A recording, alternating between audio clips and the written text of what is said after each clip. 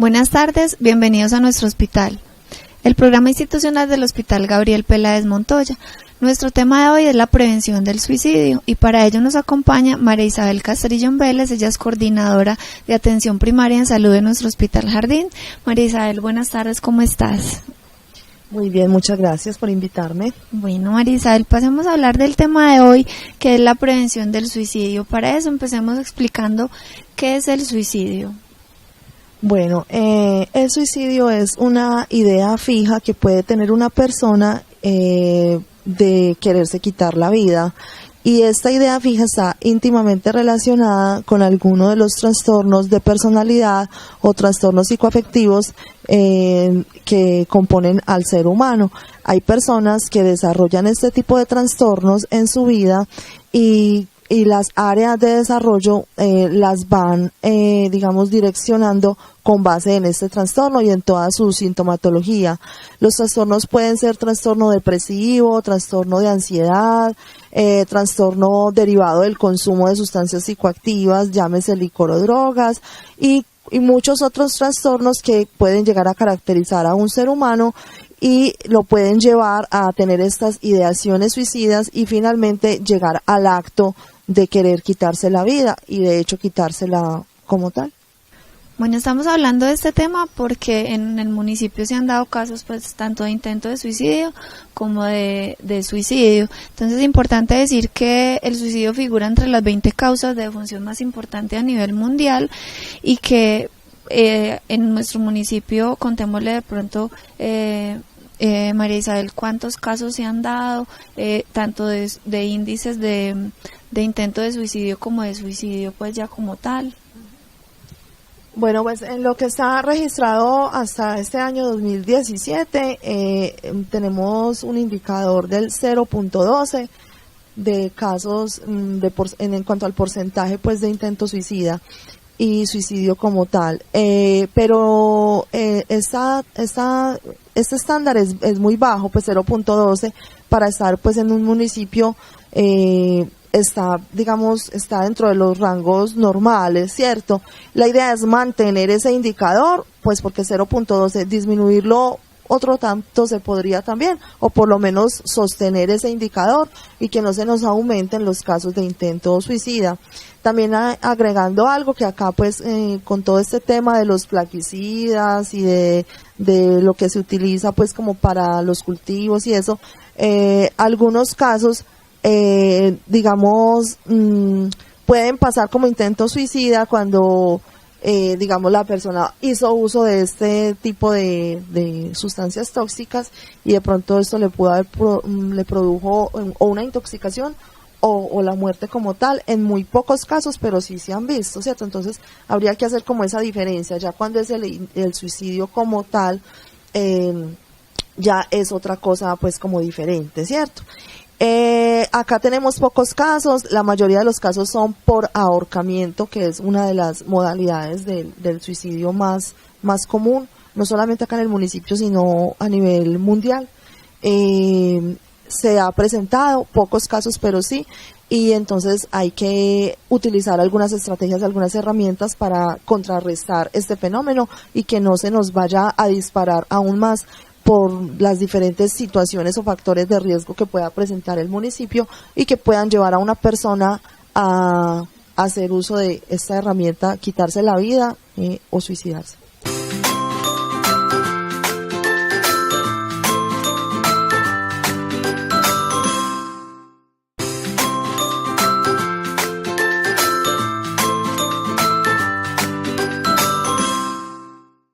Bueno, antes de hablar como de esos pasos o esa prevención que debemos tener también, hablemos un poco sobre cómo pueden las personas darse cuenta que su familiar o un amigo tenga como esos rasgos que uno pueda decir que o está deprimido, que tanto tiene que ver con la depresión, el suicidio, si está completamente ligada, o puede ser una persona que está entre comillas normal en su vida y tuvo pues como un episodio, una crisis un día y tomó esa decisión o trató de hacerse daño.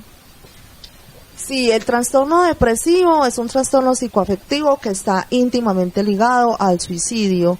Por lo general, estas personas, cuando se les diagnostica un trastorno depresivo, es posible que puedan incurrir alguna vez en su vida, por lo menos al intento de suicidarse.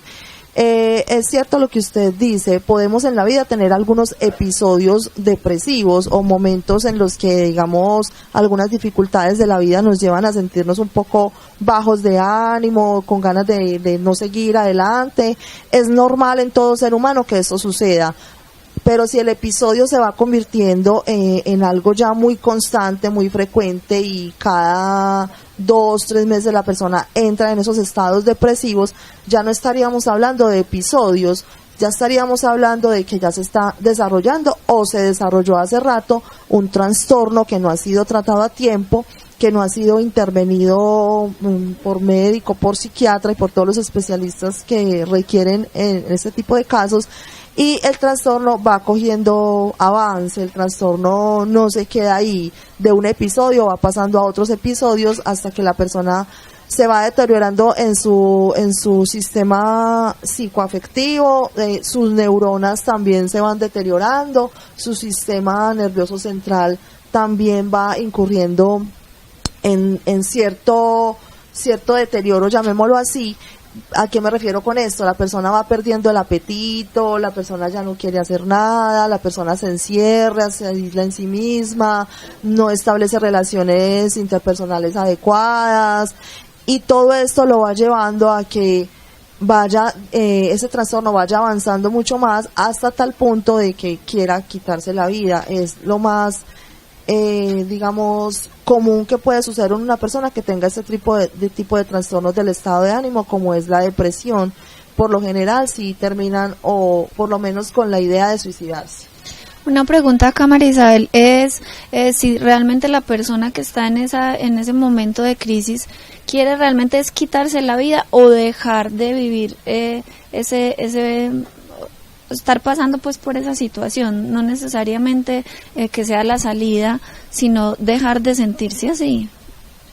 Exactamente, y como, bueno, hay personas, digamos, que su carácter le permiten salir adelante, solucionar sus problemas y la vida continúa. Hay otras personas de pronto con una estructura de carácter y de personalidad un poco más débil, que se les cierra el mundo ante situaciones difíciles y no ven otra salida sino evadir el problema y quitarse la vida.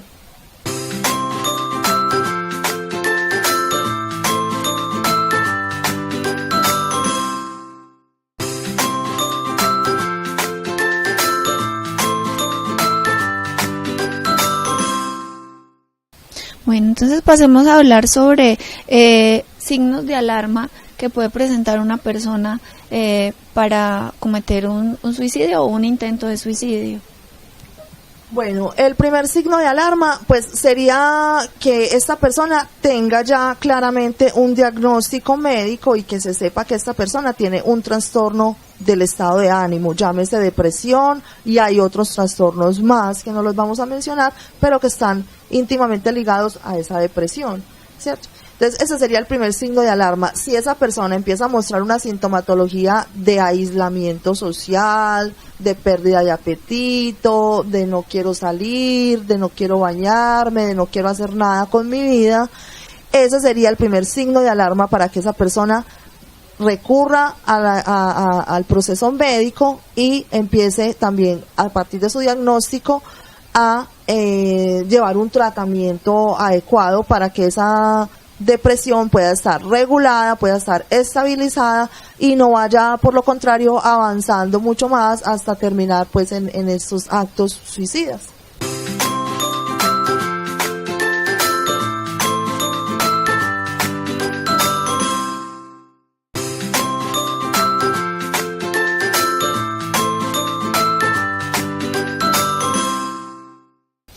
Bueno, Bueno, hablemos también acá sobre datos y cifras mundiales que son importantes tener en cuenta, porque no es un problema pues como que sea aislado, que solo pase aquí en Jardín o que solo pase en Medellín o en Bogotá o en cualquier parte. Es un problema que se ha incrementado con el tiempo. También la depresión ha aumentado. Entonces hablemos también sobre esto, y vamos a dar como una serie de datos que son que cerca de 800,000 personas se suicidan cada año, y por cada suicidio hay muchas más tentativas de suicidio. Entre la población en general, un intento de suicidio no consumado es el factor individual de riesgo más importante. Entonces, hablemos también como de esos intentos de suicidio.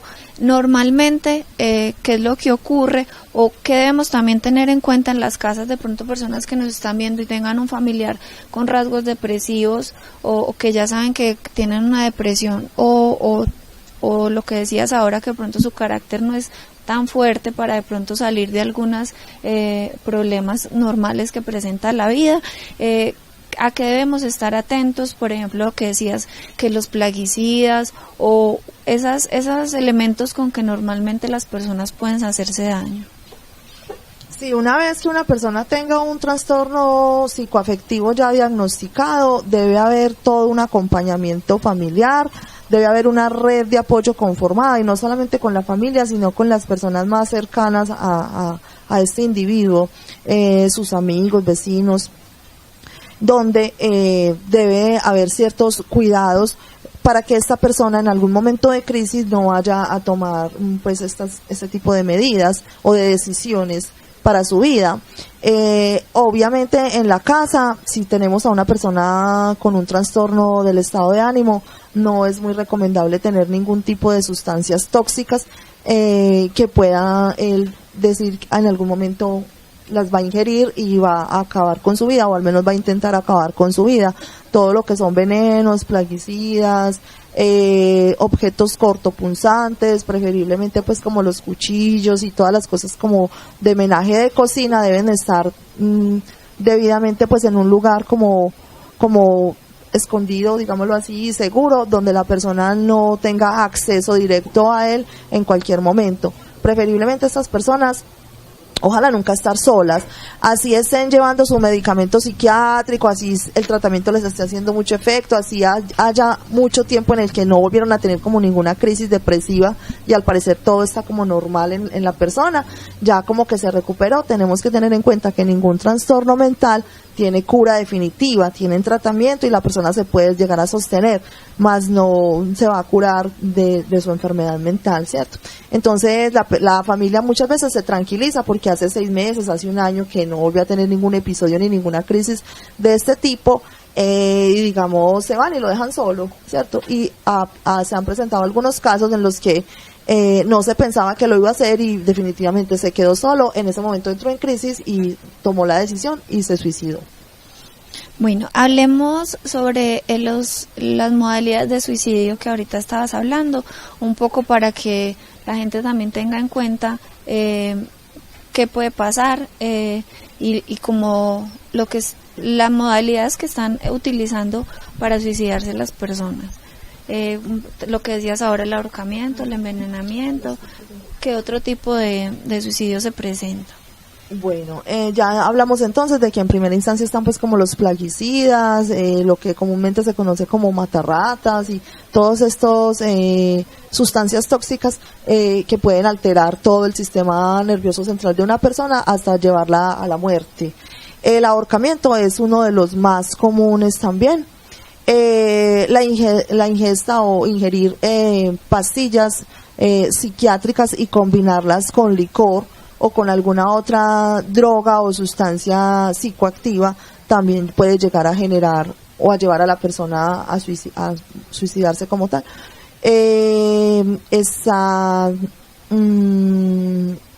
Ya otros menos comunes y menos conocidos como inyecciones letales y otro tipo de métodos que no son tan comunes y sobre todo acá en el municipio, pero que también en algunos otros países sí las utilizan, pero esos 3 son como los más comunes.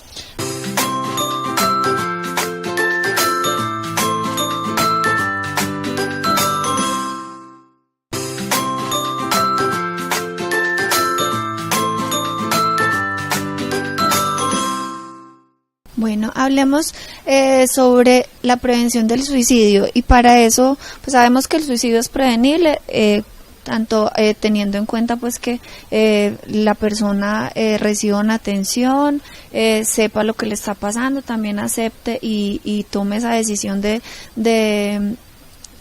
recibir ayuda, sea de un psicólogo, de un psiquiatra o del personal médico. Entonces hablemos también sobre esa ruta que se debe seguir tanto en el hospital como en el municipio, la ruta de atención para un intento suicida o para el suicidio.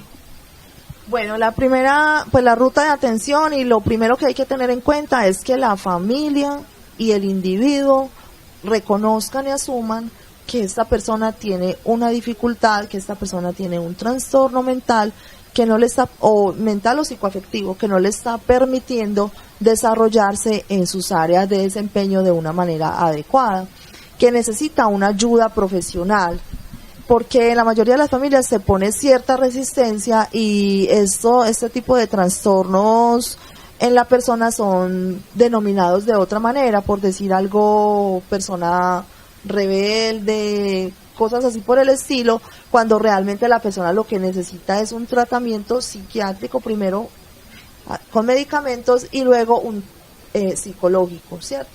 Para mirar qué está pasando en esa persona, mirar cuáles son esos factores multicausales que lo han llevado a desarrollar ese trastorno y a direccionar su vida con base en esa sintomatología que presenta dentro de dicho trastorno. Dentro de este que dices, María Isabel, muy importante, que tal vez muchas personas tienen como un estigma, un tabú de eso, que si se siente deprimido, siente pues tristeza, melancolía, y además piensan que qué pena ir al psicólogo, o qué pena ir al psiquiatra, o qué pena decir que es que yo voy al psicólogo o al psiquiatra, que la gente sepa pues que es una cosa que le puede pasar a cualquier persona, una baja, o sea, de autoestima, del ánimo, por cualquier situación difícil que pase en la vida. Lo que decías también ahora, hay personas más fuertes para sobrellevar problemas que otras. Entonces también como que las personas sepan que es importante asistir a estos controles, a estas citas, hacer una evaluación profesional, que sepan que eso no tiene nada de malo, ni que el vecino sepa, no importa. Lo importante es su salud, el autocuidado y prevenir todo este tipo de cosas que están pasando. Claro, y por eso es tan importante todo ese acompañamiento familiar. La familia es la primera que debe darse cuenta de la situación y hacer algo para ayudar a esta persona. Una vez que la familia ya es consciente de lo que está sucediendo, hay todo el apoyo, todo el acompañamiento para direccionarlo hacia un centro ya de salud, el hospital en este caso, pedir una cita, médico general, y el médico general ya remite según la sintomatología que encuentre, bien sea a psicólogo o a un especialista ya en psiquiatría, para que esta persona comience su tratamiento adecuadamente.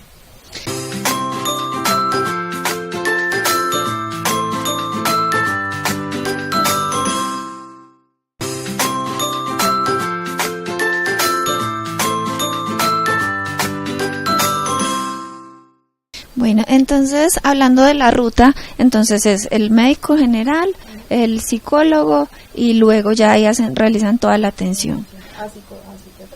Bueno, ¿alguna otra cosa para agregar, María Isabel, sobre este tema importante? Pues lo que estamos hablando, y que sepan que este programa es sobre todo para la prevención, que la gente sepa qué está pasando, a qué deben apuntar, qué alertas deben ver en sus hijos, en sus familiares, en sus amigos, para poder también, como decíamos ahorita, apoyar a esas personas y prevenir, pues en este caso el suicidio, esperemos que no, y la muerte.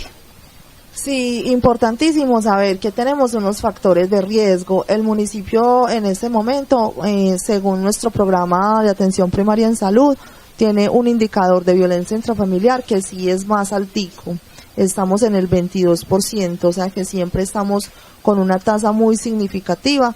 Estamos haciendo diferentes actividades para para implementar estrategias donde las familias vean otras posibilidades de vida aparte de la violencia que se ejerce en los hogares, vean otras posibilidades, porque la violencia intrafamiliar está íntimamente ligada como un factor de riesgo a que la persona pueda desarrollar este tipo de trastornos y por ende pueda llegar a suicidarse en la edad adulta o ni siquiera en la edad adulta. También adolescentes los hemos visto, pues no, pronto no acá tanto en el municipio, pero sí se presentan muchos casos y es muy significativo este indicador. Entonces hay otros factores que están alrededor que no podemos desconocer.